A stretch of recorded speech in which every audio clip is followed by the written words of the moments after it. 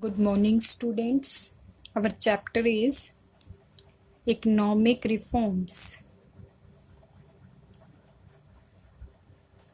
Since 1991. Class 12th. Topic is Need for New Economic Policy on Economic Reforms.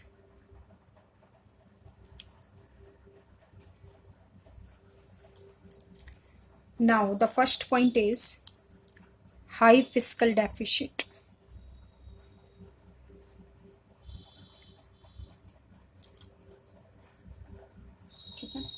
High fiscal deficit means it refers to the borrowing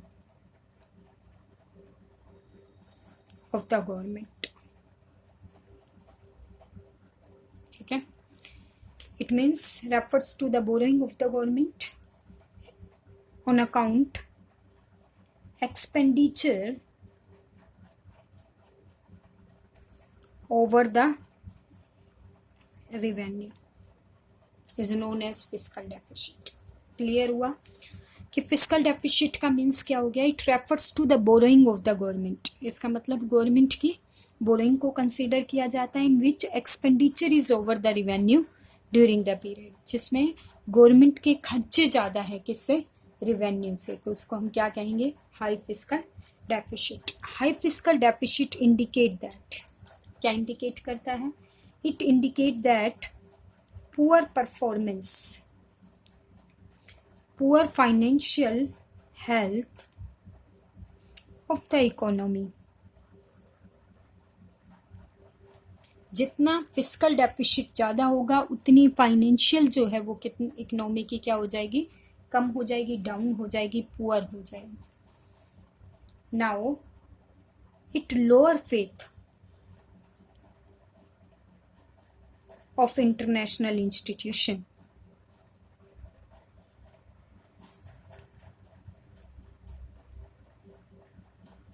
In the government of the country.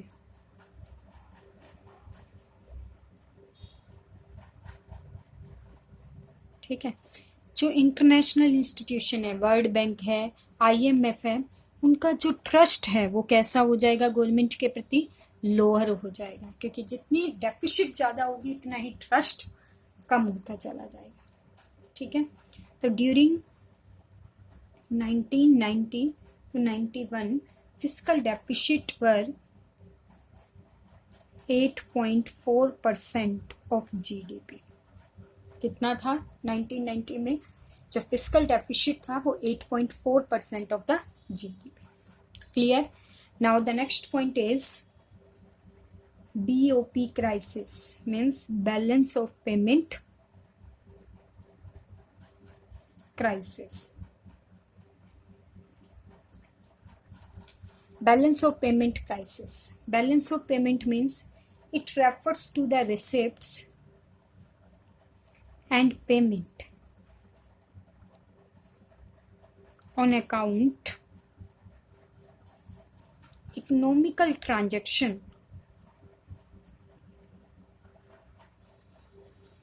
between resident of a country and rest of the world. ठीक है, तो BOP का means क्या हुआ? It refers to the receipts and payment on account economical transaction, जिसमें हम क्या कर रहे हैं? इकोनॉमिकल ट्रांजेक्शन कर रहे हैं, यानी एक्सपोर्ट इंपोर्ट कर रहे हैं. कौन कर रहा है? Resident of a country. Indian का जो रेजिडेंट है वो किसके साथ एक्सपोर्ट इंपोर्ट करता है?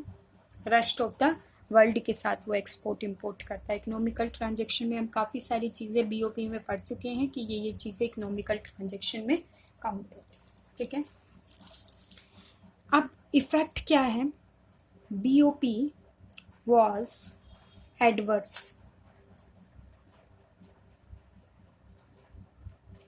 An account of high import and low export. High import and low export. BOP crisis का मतलब क्या हो रहा है, एडवर्स इफेक्ट पड़ रहा है, इंपोर्ट तो हाई होता जा रहा है, यानी रेजिडेंट जो है वो रेस्ट ऑफ द वर्ल्ड से ज़्यादा इंपोर्ट कर रहा है और रेस्ट ऑफ द वर्ल्ड को कम एक्सपोर्ट कर रहा है। एक्सपोर्ट कम हो रहा है, इंपोर्ट ज़्यादा हो रहा है, इसलिए कौन सी कंडीशन राइज हो गई है, क्राइसिस की कंडीशन हमारी कंट्री में आ गई है। So as a result India had to borrow from rest of the world.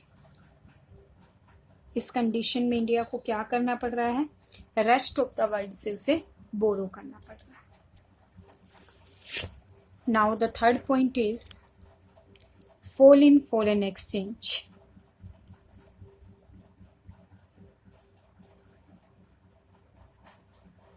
Reserve. Fall in foreign exchange reserve. Foreign exchange reserve 1990 to 91. Foreign exchange reserve had to decline. क्या होता जा रहा है, डिक्लाइन होता जा रहा है।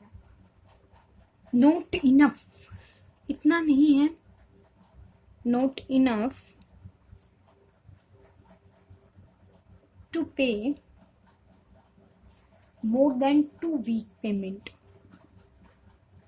more than 2 weeks import। ठीक है, तो यही कह रहे हैं हम कि 1991 से foreign exchange had trend to decline, क्या होता जा रहा है, कम होता जा रहा है, in such a low level that these are not enough to pay more 2 week import. इतना पैसा नहीं है कि वो 2 वीक इम्पोर्ट की पेमेंट कर सके। धीरे धीरे ये डिक्लाइन होता जा रहा है। एज अ रिजल्ट क्या निकला है, falling the exchange rate. Exchange rate क्या हो रही है, धीरे धीरे डिक्लाइन हो रही है, and depletion in our foreign exchange reserve. और धीरे धीरे हमारी कंट्री से जो डिप्लेशन होता जा रहा है, फॉरेन एक्सचेंज रिजर्व कम होता है। डिप्लेशन मीन्स कमी, फॉरेन एक्सचेंज रिजर्व की कमी आ रही है। And foreign investors started losing confidence in our country। और उनका जो कॉन्फिडेंस है हमारी कंट्री के प्रति वो धीरे धीरे कम होता जा रहा है, डिक्लाइन होता जा रहा है। ठीक है, now the next point is high rate of inflation.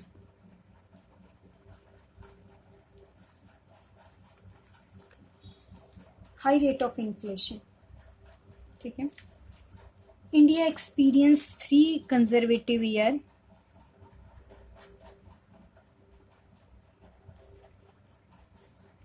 of goods monsoon and bumper crops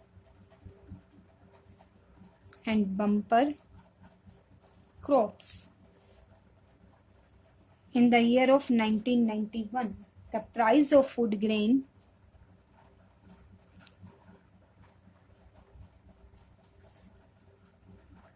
had trend to rise।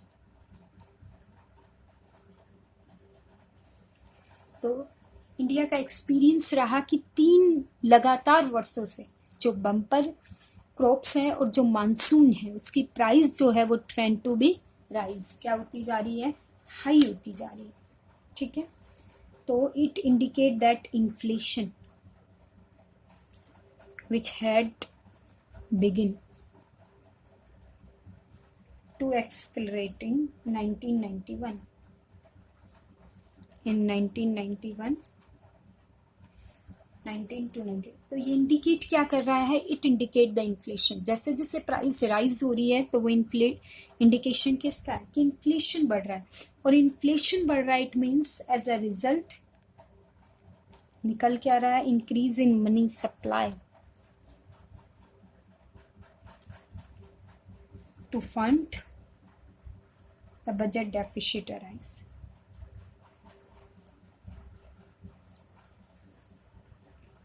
तो ये क्या इंडिकेट कर रहा है, जैसे जैसे इन्फ्लेशन राइज होगा मनी सप्लाई रेज होगी आरबीआई को ऑर्डर देना पड़ेगा, मनी सप्लाई रेज होगी और डेफिसिट की सिचुएशन हमारी कंट्री के अंदर अराइज होगी। Now the last point is poor performance of PSU।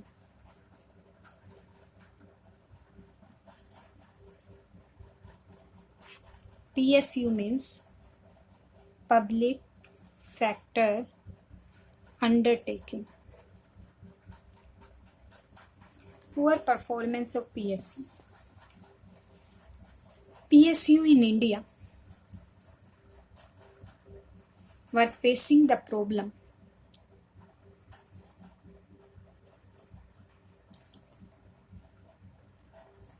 low productivity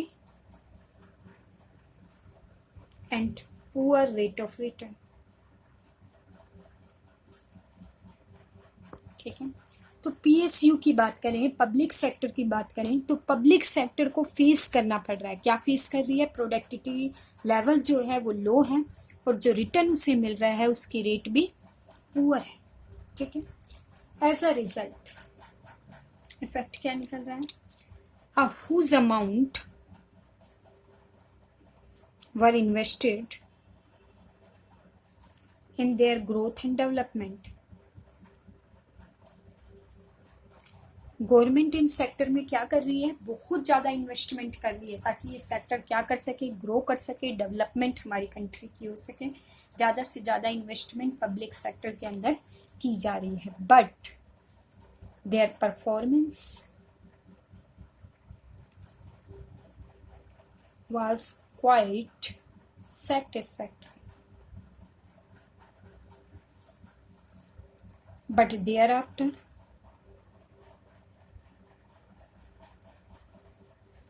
most of undertaking started whose losses। ठीक है, तो जितना पैसा इन्वेस्ट किया जा रहा है उसके अकॉर्डिंग परफॉर्मेंस जो है वो कह रहा है सेटिस्फैक्ट्री है, बट मोस्ट ऑफ अंडरटेकिंग जो पब्लिक सेक्टर है वो किस में जा रहे हैं? लॉसेस में जा रहे हैं कंटिन्यू। इसलिए हमने इससे कहा है कि जो पब्लिक सेक्टर के परफॉर्मेंस है वो बेटर नहीं है, गुड नहीं। Okay class, thank you very much.